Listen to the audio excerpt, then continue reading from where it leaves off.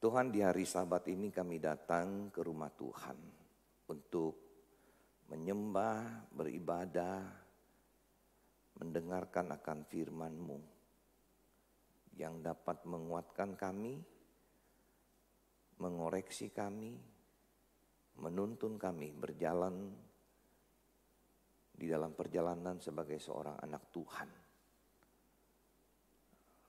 Tuhan, urapi hamba-Mu juga yang menyampaikan firman-Mu, menyampaikan isi hati Tuhan, sehingga kami semuanya dapat mengetahui apa yang menjadi kehendak Tuhan di dalam menjalani hidup sehari-hari. Dan setiap kami boleh menerima firman, hati kami bagaikan tanah yang subur. Firman tertabur, tidak dicuri oleh si iblis, tapi tertanam, berakar, bertumbuh, dan berbuah. Terpujilah nama-Mu ya Tuhan. Dalam nama Tuhan Yesus Kristus, kami berdoa. Amin. Saudara, puji Tuhan, tadi saya datang, saya lihat gereja. Terakhir lihat gereja di sini tahun 2014 kayaknya, atau 2015. Itu udah 8-9 tahun lalu ya, waktu saya gembala di Apuri. Lihat kemajuan daripada jemaat luar biasa. Ya, kita doakan terus PTI satu hari nanti bisa cepat-cepat mandiri gitu dong. Ya kan harus kapan nih kita mandiri gitu ya. Jadi bisa melakukan pelayanan yang lebih luas lagi ya. Nah, Saudara, hari ini kita punya tema firman Tuhan terambil dari kitab Lukas, Injil Lukas pasal yang ke-8. Saya akan bacakan buat saudara sekalian. Injil Lukas pasal 2 ayat 8 sampai 14 aja saya bacakan ya. Buat saudara sekalian, saudara bisa ikuti kalau dalam Alkitab saudara atau di HP saudara ya. Di daerah itu ada gembala-gembala yang tinggal di padang menjaga kawanan ternak mereka pada waktu malam. Tiba-tiba berdirilah seorang malaikat Tuhan di dekat mereka dan kemuliaan Tuhan bersinar meliputi mereka dan mereka sangat ketakutan. Lalu kata malaikat itu kepada mereka, "Jangan takut, sebab sesungguhnya aku memberitakan kepadamu kesukaan besar untuk seluruh bangsa. Hari ini telah lahir bagimu juru selamat, yaitu Kristus, Tuhan di kota Daud. Dan inilah tandanya bagimu. Kamu akan menjumpai seorang bayi dibungkus dengan lampin dan terbaring di dalam palungan." Dan tiba-tiba tampaklah bersama-sama dengan malaikat itu sejumlah besar bala tentara sorga yang memuji Allah, katanya, "Kemuliaan bagi Allah di tempat yang maha tinggi dan damai sejahtera di bumi di antara manusia yang berkenan kepadanya." Natal kita semuanya hatinya bawa suasana happy ya. Kita ke mall, rame, sana mall ini rame semuanya ya. Senang menyambut Natal. Bahkan saya nggak tahu ada yang sudah mulai pikir-pikir nyiapin kado kali ya. Mau kado buat ini, kado buat ini, kado buat ini. Terus kado buat saya apa ya gitu. Saya waktu pulang dari Amerika, tahun 98 Desember itu perjalanan balik. Pas Desember kan, nah di depan saya itu satu bapak-bapak, dia pegang kamera. Dia ngomong sama orang yang di samping dia. Nah, orang lain bukan teman dia. Dia, "Oh ini kamera gini-gini." Terus dia bilang begini, "Ini kamera saya beli sebagai hadiah Natal untuk saya." Gitu ya. Saya dengar saya bilang, kasihan banget gitu ya. Nggak ada yang kasih hadiah Natal, beli hadiah untuk diri sendiri ya. Jadi nanti Bapak Ibu kalau nggak ada yang kasih hadiah Natal, belilah ya untuk diri sendiri, begitu ya. Ini hadiah Natal untuk saya. Nah, saya pengen tanya kalau gitu ya, kalau kita lihat temanya kita, aku hiburkan. Siapa yang menghibur kalau di sini? Tuhan memberikan kepada kita satu kabar gembira, sukacita yang besar, begitu kan? Ketika kita merayakan Natal ini. Nah, saudara, ketika di situ malaikat berkata, "Aku memberitakan kepadamu kesukaan besar untuk seluruh bangsa." Nah, kesukaan besar ini kenapa? Apa yang membuat kita sukacita? Kita kenapa percaya Yesus Kristus? Hari ini saudara ke gereja, saudara beribadah. Saya mau nanya, kenapa saudara percaya Yesus? Ya, pernah ada seorang bapak yang saya mau baptis minggu depan. Jadi ada percakapan dulu kan, tanya, Pak kenapa bapak mau percaya? Kenapa mau dibaptis? Dia jawab begini, supaya rumah tangga bahagia. Oh sekarang kurang bahagia ya, ya gitulah Pak, gitu ya kan. Nah, rumah tangga kurang bahagia katanya. Barangkali sering ribut-ribut kali ya, ya suami istri ya. Kemudian kenapa lagi? Dia bilang supaya sehat-sehat selalu, jangan sakit parah-parah lah, bahaya gitu ya. Oke, Tuhan bisa ya memberikan kesembuhan bagi kita yang sakit. Apa? Nah kerjaan lancar-lancar. Kerjaan lancar-lancar lah, jangan dipecat, jangan diapa begitu ya. Oke, good. Apalagi? Udahlah Pak Pendeta, 3 cukup ya. Nanti Tuhan repot kalau terlalu banyak gitu ya. Mintanya kebanyakan kan. Saya bilang, oh kalau kamu punya alasan cuma 3 itu, saya enggak baptis kamu minggu depan. Loh kok bisa?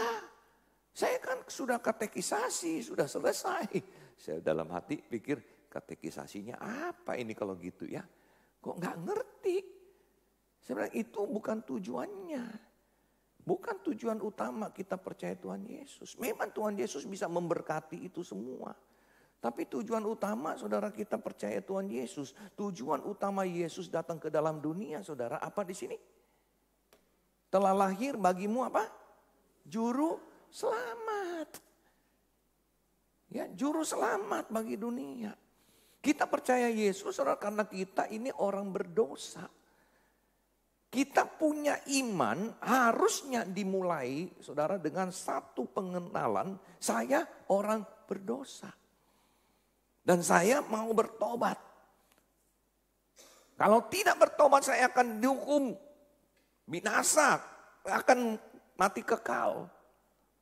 Nah saya butuh pertolongan, saya butuh penebus daripada dosa saya ini.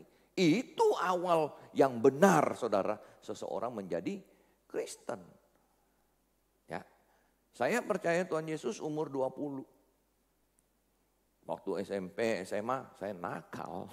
Ya, umur 20 di dalam sebuah retret. Saya dengar firman Tuhan di Injil Lukas 15, anak yang hilang. Saya tahu saya orang berdosa. Saya mau terima Tuhan Yesus. Nah saudara permisi tanya.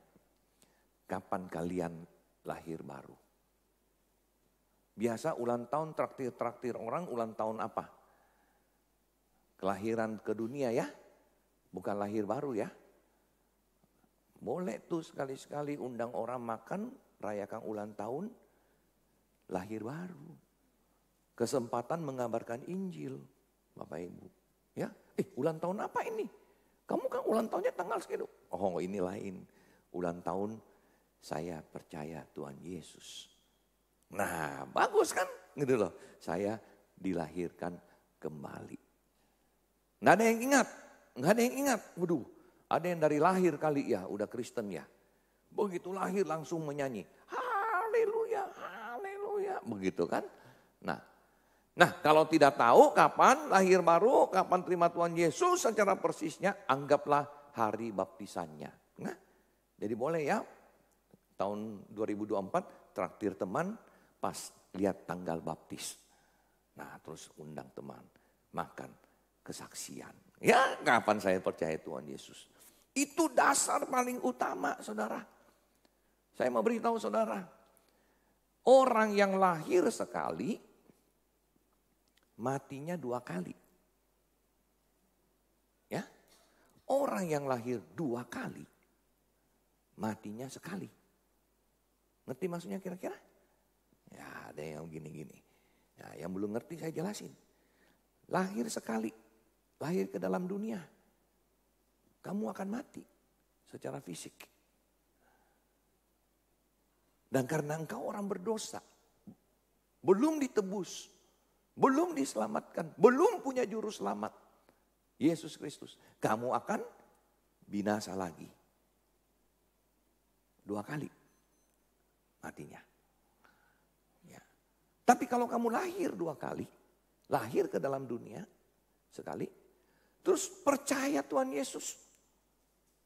Ya, percaya Tuhan Yesus. Injil Yohanes 3 mengatakan apa? Seorang yang tidak dilahirkan kembali tidak dapat melihat kerajaan Allah.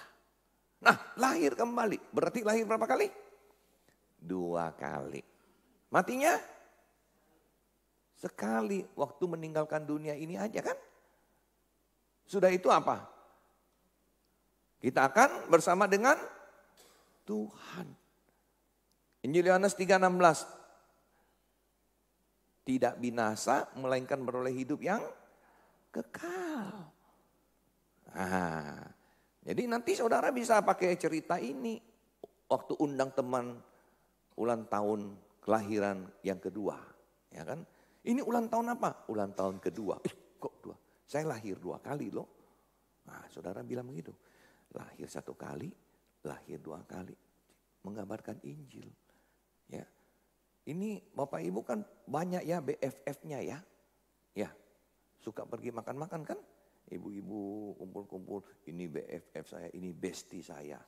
Ya.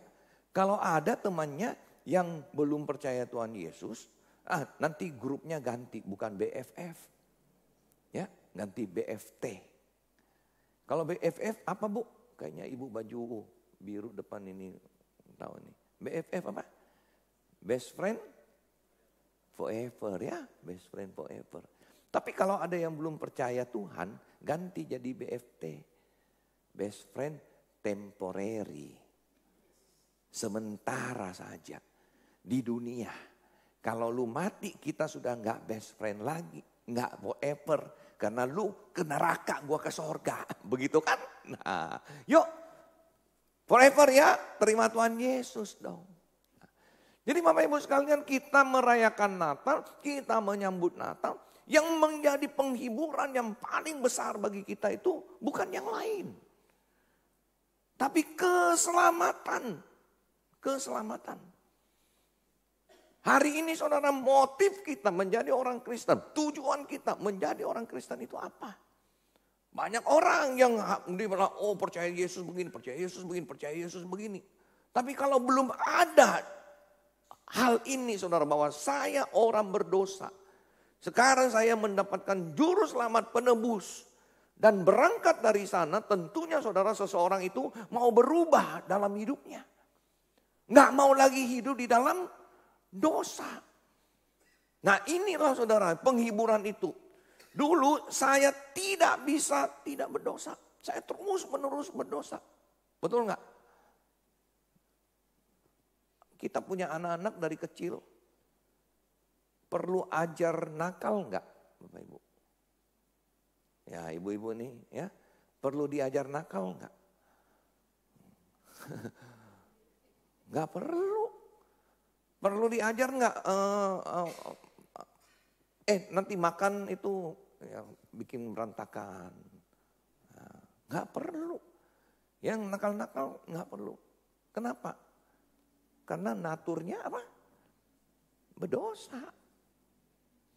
Manusia berdosa. Ya, anak saya ya masih baby 3-4 bulan udah bohongin saya loh. Ya, bukan bohongin saya, dia pinter, dia ngakalin saya. Karena saya waktu anak saya baby itu saya gendong-gendong, ya saya orang Makassar kan, jadi suka nyanyi. Angin mamiri, goyang-goyang. Saya suka goyang-goyang dia. Keenakan bapaknya.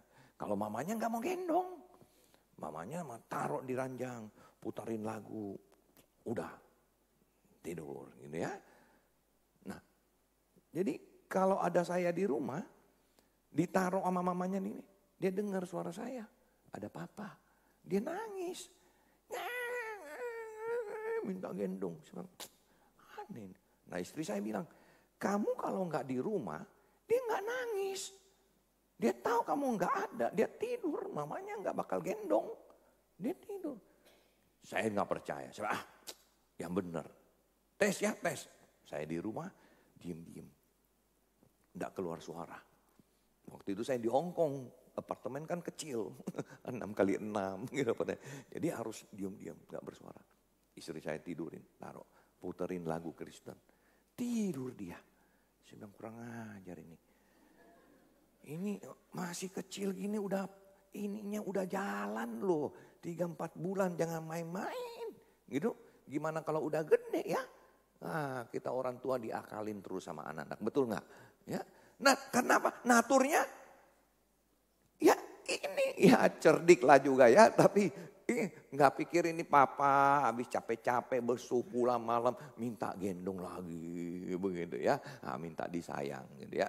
Nah sekarang tapi udah besar kitanya yang pengen gendong anak lagi ya. Anak saya mana nih udah jauh gitu ya. Nah jadi saudara sekalian ayo kita lihat. Nah sekarang saya mau nanya. Kita sudah terima Tuhan Yesus ini. Hadiah yang terbesar ini. Ya, tujuannya apa? Tujuannya apa Yesus datang ke dalam dunia? Di sini dikatakan damai sejahtera di bumi di antara manusia. Ketika manusia hidup di dalam dosa, saudara, di dalam keegoisan kita masing-masing, di dalam kita punya sifat-sifat yang kita bisa terjadi hal-hal yang tidak diinginkan. Ya makanya di dalam keluarga, ya ada damai dalam keluarga hari ini Bapak Ibu. Amin gitu ya kan. Ada yang tanya saya begini, Pak Dedi tahu enggak, kenapa biasanya kalau pasangan itu kalau istri meninggal, suaminya kawin lagi cepat sekali. Ya nikah lagi katanya. Tapi kalau yang suami yang meninggal, istrinya biasa enggak nikah lagi. Gitu ya, bisa tahan terus. Kenapa? Saya bilang, kenapa ya? Ya yang laki mungkin ya butuh teman hidup gitu kan. Dia bilang, ya istri juga butuh teman hidup, tapi apa yang membedakan begitu kan. Saya bilang, oh ya mungkin suami biasanya dilayani gitu ya. Makan paginya, apanya, ini semua, ada ini ya, terima bersih. Sekarang tiba-tiba nggak ada. Mana nih? Bingung kan? Kawin lagi gitu ya. Nah jadi hati-hati ya Bapak Ibu kalau ada duda cari ya mau kawin lagi. Kamu cari pembantu atau apa? Atau cari teman hidup. Ya, cuma urusin lu ya. Nah gitu kan. Nah, jadi saudara, terus saya bilang, oh iya. Iya betul, biasanya suami mau diurusin. Nah terus kenapa yang wanita nggak kawin lagi? Saya bilang, ya wanita kan bisa urus diri sendiri. Dia bisa masak sendiri nggak? Ya betul juga. Ya. Terus apa lagi? Dia bilang ada alasan lain lagi Pak. Saya bilang apa? Dia bilang udah kapok. Kapok kawin. Cukup sekali menderita. Jangan mengulang lagi katanya. Gitu ya. Benar nggak ibu-ibu? Hati-hati ya. Jadi Bapak Ibu sekalian kita lihat. Banyak keluarga itu ada jemaat. Ya baru 2 tahun menikah datang cari. Mau cerai. Mau cerai. Dulu nikah di hadapan Tuhan seumur hidup senang susah. Kaya miskin. Ya sakit sehat sakit gitu. Ini baru 2 tahun udah mau pisah. Gimana? Ya kan? Nah saudara bagaimana menjalani? Kalau keluarga begitu terus kita percaya Tuhan Yesus. Ada enggak perubahan? Ada enggak damai sejahtera? Ada enggak penghiburan yang daripada Tuhan itu hadir di dalam keluarga? Ayo. Saudara udah percaya Tuhan Yesus berapa lama? Kira-kira menurut kalian ada perubahan enggak yang terjadi dalam hidupmu? Ada enggak? Dulu misalnya saya suka marah-marah. Percaya Tuhan Yesus. Ya, kita lebih sabar, nggak marah lagi, ya kan? Nah, dulu terhadap istri, terhadap suami, terhadap anak, kita percaya Tuhan. Kita berubah. Dulu selalu orang salah terus, nggak mau mengampuni. Kita percaya Tuhan Yesus. Saya berdosa, saya salah, tapi Tuhan mengampuni saya. Saya mau juga mengampuni. Orang tua mungkin yang kita anak-anak ya, mungkin kita benci orang tua kita atau apa. Belajar mengampuni. Ada enggak? Ya perubahan. Atau sama aja? Atau sama aja? Kalau saudara dulu belum percaya Tuhan, sudah percaya, tidak berubah, tidak berubah, tidak berubah. Bahkan tambah parah. Saya tahu saudara punya lagu favorit. Tuhan Yesus tidak berubah, saya juga, ya. Tuhan Yesus tidak berubah, apalagi saya. Gitu kan? Lagu favoritnya ya. Saudara, kita terima Tuhan Yesus, Ia menghiburkan kita. Kenapa?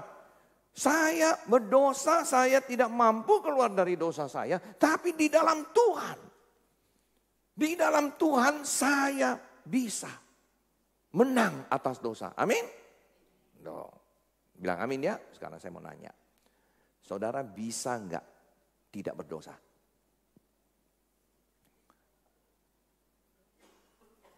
Ayo.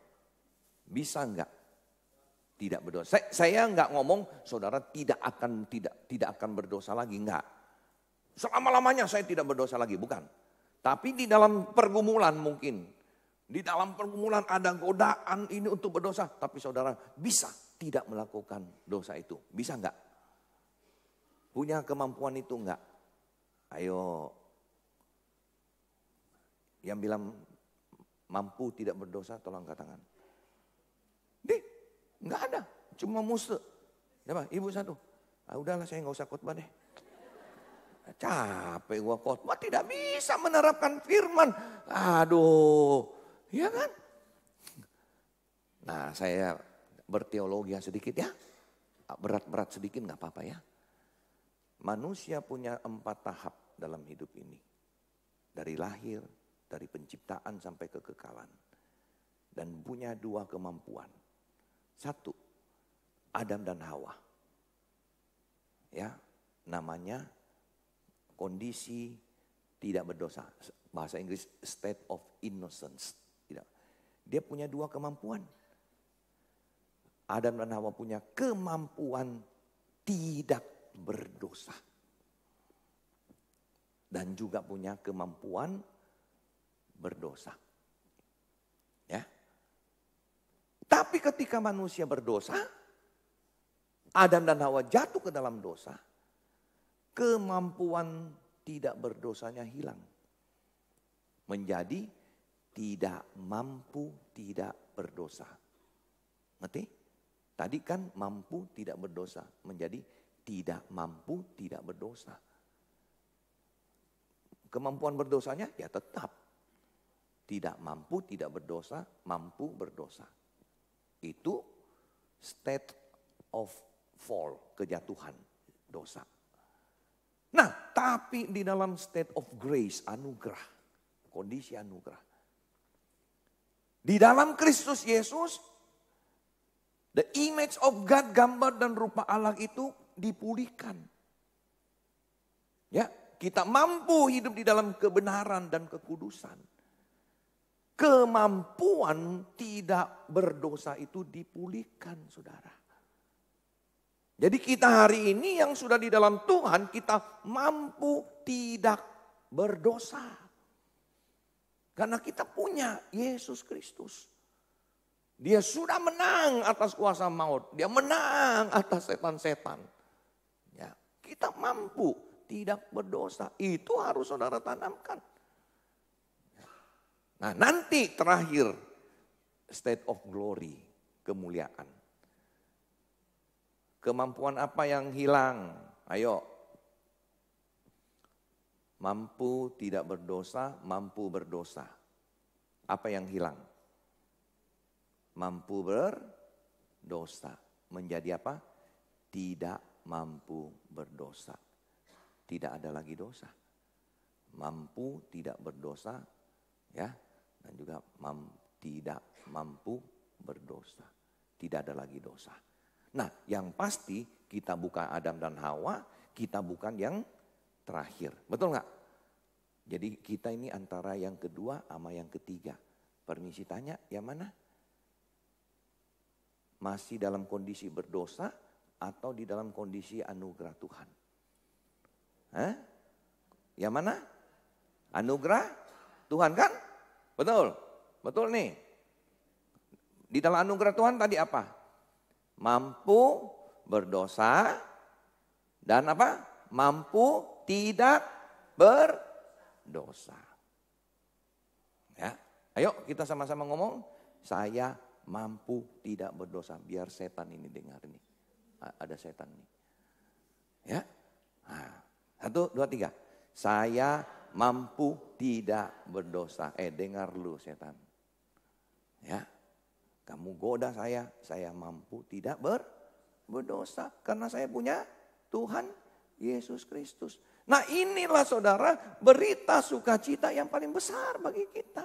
Saya dapatkan keselamatan, kemudian saya bisa mampu tidak berdosa. Jadi kalau ada godaan itu datang dalam kehidupan kita, kita bisa ya usir setan itu. Ya, saudara gereja banyak setan bagus enggak? Nah, siapa yang tinggal di gereja? Ada yang tinggal gereja? Enggak ada ya, karena ada setan ya, jadi takut ya. Ya, ada setan di gereja bagus enggak? Ayo, saya cerita ya. Waktu di Puri, waktu itu ada setan.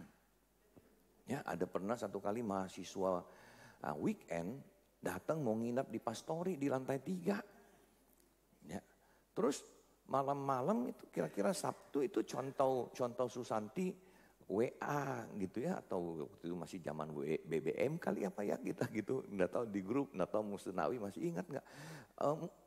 Musuh ini ada ini mahasiswa di pastori, dia mau nginep di rumah saya sama contoh Susanti gitu kan? Nah, kenapa? Tanya ada setan. Hah? Ada setan di pastori? Iya.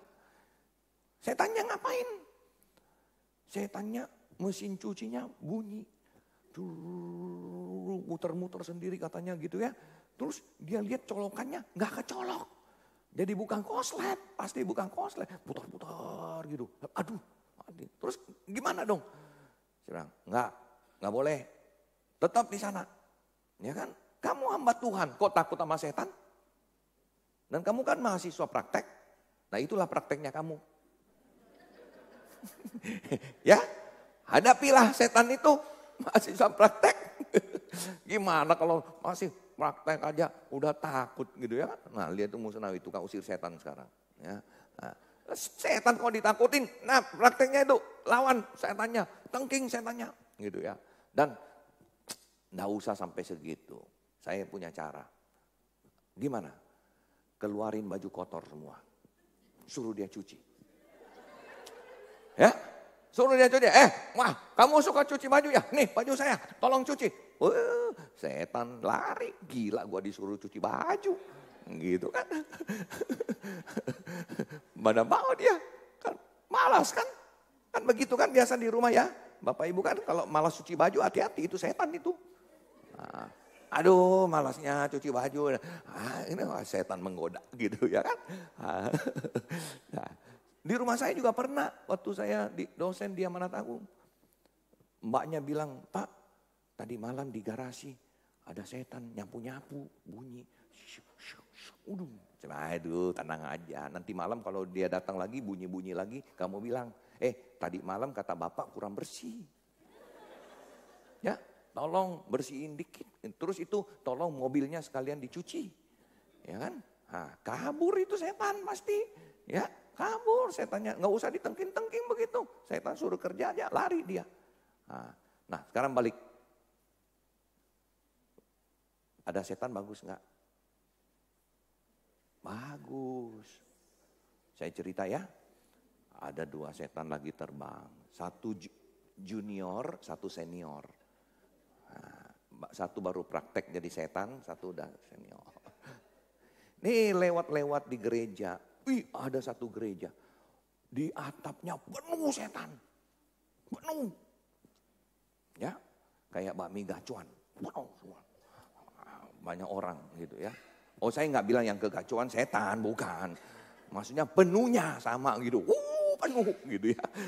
Nah, terus kenapa ini begitu banyak setannya? Yang juniornya tanya kan, yang seniornya bilang ini gereja. Pendetanya luar biasa. Berkhotbah, pengabaran Injil. Banyak pengikut kita jadi pengikut dia. Bertobat semuanya. Ya, menangkan jiwa. Itu orang di dalam dulu. Itu dulu pengikut kita semua. Ya, sekarang udah di gereja semua. Keluarga-keluarga di dalam sana, suami istri saling mengasihi. Rukun-rukun. Ya. Nah, tidak ada yang kapok kawin, nggak ada. Ya, semua menikmati. Anak-anaknya lihat itu sekolah minggu semua. Aduh, ini kita harus hancurkan gereja ini. Kirim banyak-banyak setannya. Ya. Nah terus, oh gitu, lewat lagi. Ada satu gereja. Nggak ada setan, biar satu di atasnya. Nah ini kenapa nggak ada? Oh ini nggak perlu. Di dalamnya itu teman kita semua. Ya. Di dalamnya itu kita punya teman semuanya. Ya, jemaatnya udah berubah jadi setan semuanya. Gitu kan? Udah setan semua, gitu loh. Ya. Jadi saudara sekalian, siapa yang punya biasa suka bisa lihat setan? Ada? Punya penglihatan lihat setan? Nggak ada? Kalau ada tolong naik di genteng lihat ya. Ya. Tolong naik di genteng lihat ada setannya enggak. Kalau banyak setannya, puji Tuhan. Ya kan? Berarti apa? Jemaatnya gini semua dong. Betul nggak? Mengasihi Tuhan, melayani Tuhan. Ya, keluarganya baik, hamba Tuhannya baik. Semua begini. Kalau kosong, nggak ada. Nah, ini isinya apa nih? Saya nggak ngomong lah Bu ya. Ibu yang ngomong ya. Bahaya kalau begitu ya. Jadi kalau di atap gereja banyak setan, bagus. Cuma kita harus hati-hati. Kita harus hati-hati. Godaan, ada godaan, ada godaan. Ya, selalu datang karena mau menghancurkan kita. Saudara sekalian, sebagai orang Kristen sudah terima Tuhan Yesus. Adakah Kristus Yesus memberi dampak di dalam hidupmu? Adakah engkau dihiburkan? Engkau susah, engkau kehilangan pengharapan. Ada pengharapan enggak di dalam Tuhan? Ya, adakah engkau setia mengikut Tuhan? Nah, sebagai orang Kristen sekarang hari ini, apa yang kita lakukan dengan anugerah keselamatan ini? Kita hidup hari ini untuk siapa? Apa tujuan hidup kita hari ini? Ini semua jemaat VTI melayani Tuhan enggak?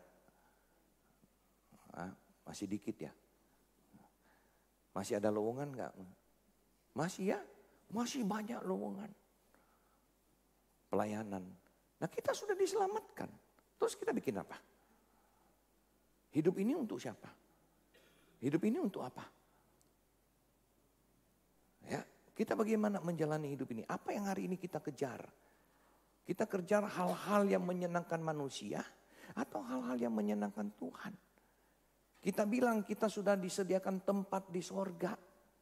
Ya, Yohanes 14 ya. Kita sudah ada rumah Bapa di sorga, udah disediakan.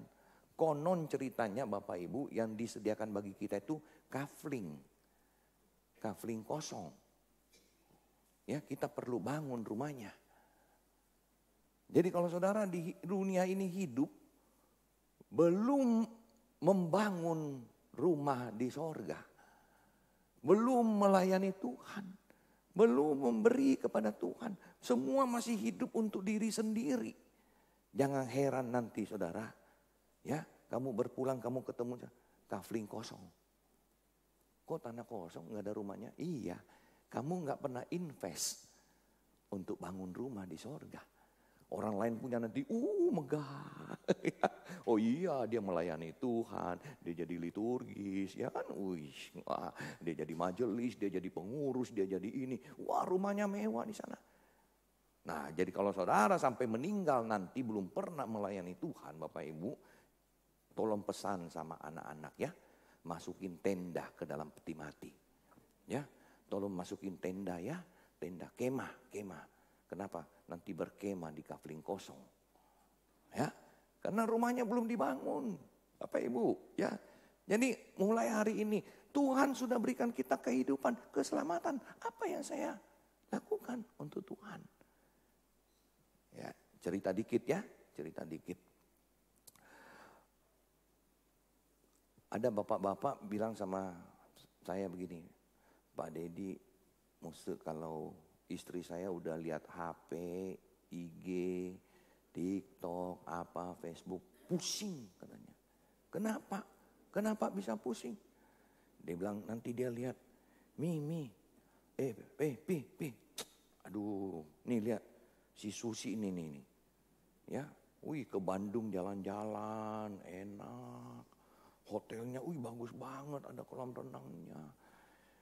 Si ini, aduh teman SMA saya ini kemarin ke Raja Empat, ke Labuan Bajo, kemana, ke Singapura, ke sana. Kita kapan pergi? Suaminya puyeng. Ya, terus gimana dong Pak Pendeta, jawab istri. Gampang. Bilang gini, Mi, tahu nggak tempat yang terindah? Swiss kalah, New Zealand kalah. Apalagi cuma Bandung. Ya, apalagi cuma Labuan Bajo. Kalah. Sorga. Paling indah. Jalanannya terbuat dari emas. Ya, gerbang-gerbangnya dari mutiara. Lu kapan mau pergi? Gua temenin. Ya, kapan kamu mau pergi? Gua temenin. Ya. Ada yang mau pergi? Ada yang mau pergi? Nah, inilah. Kalau saya bilang ya, lucunya orang Kristen begini. Ya, percaya Yesus, senang. Kenapa? Dapat sorga. Siapa yang mau ke sorga? Gak ada yang mau. Sudah sakit keras, udah stadium 4 ini. Habisin uang di dunia, habisin semua. Jual rumah, jual mobil. Tetap harus sembuh di sini. Tetap mau di dunia. Begitu kan? Gak mau ke sana, hati-hati loh. Nanti kalau pada akhirnya juga meninggal, ketemu Tuhan Yesus bilang, kamu kayaknya gak mau ketemu saya ya. Katanya mengasihi saya ini. Tapi kok ngotot banget di dunia, tetap hidup di dunia. Gak mau balik-balik ke sini ya. Gitu. Jadi saudara sekalian, lihat. Terus nanti suaminya bilang begini, wah itu mah bisa perang dunia itu kalau saya ngomong begitu Pak katanya. Kita seringkali Bapak Ibu yang di dunia yang kita kejar. Mau lebih banyak uang, mau lebih mobil lebih bagus, mau motor lebih bagus, ini semuanya lebih bagus ya. Ada orang yang kaya beli arloji. Wah, ngomong sama saya, Pak Pendeta saya punya arloji. Cuma ada 250 biji di dunia. Di dunia 250 biji. Berapa itu? 2M. 2M. Dan saya punya 4 Rolex ini. 4. Ada hijau, ada biru, ada merah. Ya. 1 2M. 4 biji berapa? 8M. Ya. Terus saya bilang sama dia, Bapak punya arloji 250 sebenarnya. Bapak kalah Pak. Nih arloji saya. Cuma 60 Bapak Ibu. Seluruh dunia cuma 60. Benar. Ini cuma 60. Makanya saya pakai terus. Sombong. Ya kan? Cuma 60. Nah, lihat. Mereknya tau? GKY. Arloji GKY ada logonya. Di sini ada GKY, di sini GKY. Itu ada Majelis Greenfield kan punya pabrik arloji kan. Dia bikin waktu itu 60 biji bagi-bagi di sinode yang lagi pelayanan waktu itu di sinode. Saya dapat. Jangan main-main loh, cuma 60. Seluruh dunia. Ya kan? Kamu Rolex 250. Makanya kalau saya jalan pakai arloji ini saya suka gini. 60. Maksud saya begini Bapak Ibu. Pakai Rolex itu sama pakai ini memberi dampak enggak ke hidup saya? Dampaknya apa? Dampaknya apa? Cuma dibilang hebat ya? Hebat. Hebat. Saya waktu dipendetakan di GKY tahun 2008, Majelis Kelapa Gading kasih saya ballpoint merek Montblanc yang ada putih-putihnya itu di atas. Sekarang ini harganya kira-kira 7 juta. Saudara tahu? Dari tahun 2008 saya dikasih sampai hari ini, saya nggak pernah pakai. Nggak pernah. Ya, nggak pernah. Kenapa? Mahal-mahal punya lagi nggak pakai. Nggak ada dampak. Dampaknya apa sih? Paling orang lihat, Pak Pendeta punya HP. Pulpennya hebat. Dampaknya cuma itu. Kalau nulis sama aja sama pulpen standar yang 1.000. Isinya sama. Ya. Dan saya takut pakai juga, saudara. Pakai tintanya habis 300.000 tintanya. Aduh, tinta aja 300.000 ya gue taruh aja lah di sana, begitu kan? Nah, gitu loh. Nggak memberi dampak pada saya. Nah, dan juga alasan lainnya, saudara, saya pakai ballpoint itu. Nanti orang penasaran semuanya. Lihat-lihat, Pak Dedi pakai Montblanc. Itu asli enggak ya? Nah, itu kan asli enggak? Asli. Nah, pendeta pakai asli dipikir palsu. Ya kan? Pikir nggak ada duit beli kan. Nah, jadi lebih baik daripada orang berdosa menghakimi saya pakai bolpen palsu. Dia berdosa kan. Nah, kita kan pendeta nggak mau jemaat berdosa kan. Ya jadi lebih baik nggak usah pakai gitu kan. Nah, guyon gitu. Nah saudara, ayo. Apa yang paling penting dalam hidupmu? Pujian manusia atau pujian Tuhan? Hari ini kita sebagai anak Tuhan. Ya, bagaimana kita menjalani hidup ini? Natal, kita dapat hadiah yang terindah, yang termahal bagi Tuhan. Dari Tuhan. Saya mau nanya, hadiah apa yang kita kasih ke Tuhan di Natal tahun ini? Saudara sudah punya planning? Mau ke sini, mau beli ini, hadiah ini, hadiah ini. Ada yang punya rencana planning buat Tuhan enggak? Ya kan? Padahal ini kan anugerah keselamatan. Ada harganya enggak keselamatan? Enggak ada.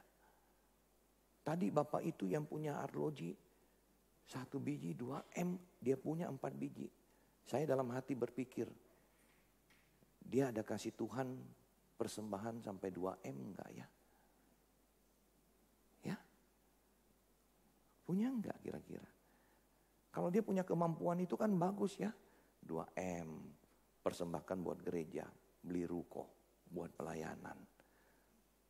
Bisa jadi orang beribadah daripada 2M di sini. Ngapain ini di sini? Bisa bawa jiwa enggak di sini 2M? Enggak bisa. Ya. Saudara terakhir, siapa mau jadi influencer? Ya. Banyak ya orang jadi influencer kan, banyak duitnya loh. Ya, dia influencer, dia influencer. Waduh dia promosiin apa gitu ya kan. Hebat. Saudara-saudara sebenarnya adalah seorang influencer. Saudara influencer. Ya. Jadi kalau kemana-mana saudara ngomong, saya influencer loh. Ya, mana? IG-nya mana? Nggak ada. Followernya, kok cuma 100 lu bilang influencer? Influencer dalam hal apa? Jadi saksi bagi Kristus. Hidupmu yang ada Kristus mempengaruhi kehidupan orang lain. Kehadiranmu di dalam keluarga mengubah keluarga. Keluarga mungkin ribut apa semuanya, kamu hadir di sana. Saudara, mama saya baru meninggal 31 Oktober. Kami 5 saudara. Mama meninggal, kita sedih. Tapi ada ribut-ribut juga. Ya, mulailah rumah, ambil ini, ambil ini, ambil ini. Mama punya rumah, semua ini mau diambil, ini mau diambil. Aduh, AC juga mau dicopot, mau dikirim keluar kota apa. Ya, jadi ribut. Nanti rumah ini bagaimana, apa gini. Nah, bagaimana dalam suasana seperti ini? Akhirnya 4 saudara yang lain bilang ini, Dedi, kamu yang atur. Saya yang atur. Ya, Pak Pendeta yang ngomong bagaimana aturnya. Ya, ribut. Saya atur ya. Ya, oke. Nanti lihat gini akhirnya ya warisan mama yang rumah itu bagaimana jualnya atur semua. Akhirnya semua bisa terima. Ya, dan saya mengaturnya saudara demi untuk kedamaian ini. Porsi saya loh, bagian saya. Ya, saya berikan setengahnya ke saudara yang lain. Jadi ada bagian saya, saya nggak usah segini, saya yang ini saya atur. Semuanya senang, punya Dedi dia bagi-bagi. Damai, tenang. Ya, saya rugi. Ya kalau pikir mau rugi. Kadang kasih bagian saya kan. Mau bilang tidak rugi? Enggak juga. Kenapa? Ya bukan punya saya kok. Gitu loh. Itu punya mama, punya orang tua. Tiba-tiba muncul, Dedi dapat begini. Waduh. Kalau sekarang enggak ada pun, enggak apa-apa, saya enggak ada. Saya enggak harap. Tapi dengan bisa membaginya, damai. Keluarga enggak ribut sekarang semuanya, tenang, senang. Nah saudara, itulah kehadiran kita di dunia, di dalam keluarga. Kamu adalah seorang influencer, bawa pengaruh kehadiran Kristus dalam hidup kita kepada keluarga. Amin. Kita berdoa. Tuhan kami bersyukur dan bersukacita atas kelahiran Kristus Yesus ke dalam dunia. Karena Kristus mendatangkan satu penghiburan yang demikian besar bagi kami manusia yang berdosa. Dosa kami Tuhan tebus dengan pengorbanan mati di atas kayu salib. Tuhan juga membebaskan kami dari belenggu dosa, belenggu si iblis. Kami yang dulunya tidak mampu, tidak berdosa. Sekarang kami dipulihkan, kami mampu, tidak berdosa. Di dalam anugerah dan kuasa daripada Yesus Kristus. Kami dapat hidup benar. Kami dapat menjadi saksi di tengah-tengah dunia ini. Menjadi saksi tengah-tengah keluarga yang belum percaya. Dan mereka melihat pengaruh di dalam kehidupan kami setelah Yesus Kristus hadir dalam hidup kami. Kami berubah. Kami tidak lagi hidup sebagaimana sebelum kami percaya Tuhan. Hidup kami di dalam anugerah pemeliharaan Tuhan. Tuhan, pakailah setiap kami. Dimanapun kami berada, di dalam keluarga kami, di dalam keluarga besar kami, di dalam gereja, kami membawa pengaruh. Dan orang dapat melihatnya, dan orang berubah. Bahkan yang belum percaya, dapat percaya kepada Yesus Kristus. Karena mereka melihat dampak daripada Yesus Kristus dalam kehidupan kami. Terpujilah namamu ya Tuhan. Segala puji syukur kami naikkan. Dalam nama Yesus Kristus Sang Penebus Juru Selamat. Yang kelahirannya kami rayakan. Amin. Tuhan berkati.